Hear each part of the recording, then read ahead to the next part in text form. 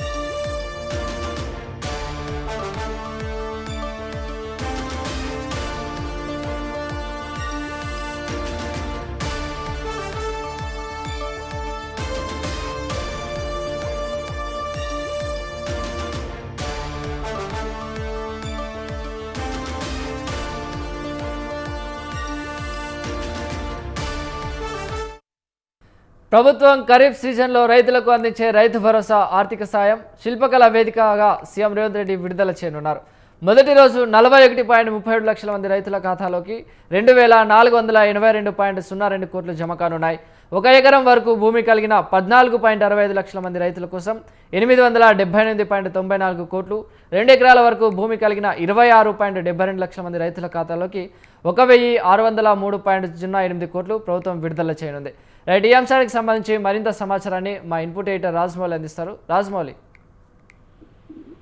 చిరంజీవి నేడు తెలంగాణ రాష్ట్రంలో వర్షాకాలం సీజన్ సంబంధించి రైతు భరోసా నిధులు విడుదల చేయడానికి శిల్పకళా వేదిక ప్రారంభంలో ముందుపడుతూ, ఎందుకంటే భద్రాద్రి కొత్తగూడెం జిల్లా చింతకాని గ్రామం చింతకాని మండలానికి సంబంధించి ఏదైతే చింతకాని మండలంలో విడుదల చేయాల్సినటువంటి నేపథ్యంలో అక్కడ ఆశీర్వాద సభ ఏదైతే జగన్నాథపురంలో ఆశీర్వాద సభ కూడా పెట్టాల్సిన రేవంత్ రెడ్డి వర్షాకాలం నేపథ్యంలో వర్ష సూచనకు ఈ నిర్ణయం తీసుకోవాల్సి వస్తుంది. ఎందుకంటే హైదరాబాద్ శిల్పకళా వేదికలో పెడదామన్నట్టు భక్తులు పెట్టగా 2 ఎకరాల వరకు భూమి ఉన్న 41.37 లక్షల మందికి, అంటే 41,37,000 మందికి సుమారుగా చిన్న సన్నకారు రైతుల ఖాతాలో నిధులు జమ కానున్నాయి. మొత్తం ఇవాళ 24,082.2 కోట్ల రైతుల ఖాతాలోకి సుమారుగా నేరుగా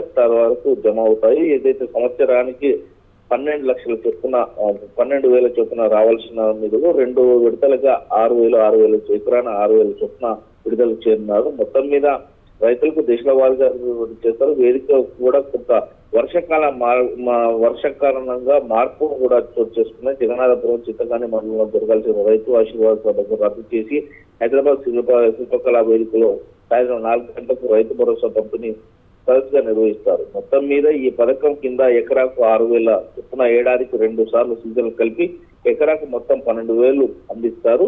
సీఎం రేవంత్ రెడ్డి చేతుల మీదుగా ఈ నిధులు ప్రక్రియ ప్రారంభం కానుంది. విత్తనాలు, ఎరువులు, పురుగు మందులు కొనుగోలు ఈ నిధులు ఉపయోగపడతాయని ప్రభుత్వం భావిస్తుంది. నేరుగా రైతుల ఖాతాల్లోకి ఈ రోజు 2 ఎకరాల వరకు కూడా జమ కానున్నాయి. ఎందుకంటే దున్ని రైతులు సాగు చేసుకునే సందర్భం కావచ్చు, లేదంటే వారికి ఏదైతే మందులకు సంబంధించి కావచ్చు, లేదంటే ఎరువులకు సంబంధించి కావచ్చు, లేకుంటే యూరియా బస్తాలకు సంబంధించి కావచ్చు, ఈ డబ్బులు ఉపయోగపడతాయి ఎకరానా అనేది మాత్రం గవర్నమెంట్ ఆశిస్తుంది. అదే విధంగా రైతులకు కూడా కళ్ళల్లో ఆనందం చూడడానికే ప్రజాప్రభుత్వం నేరుగా రైతుల ఖాతాలోకి జమ చేస్తుందనేది మాత్రం చెప్తున్నారు.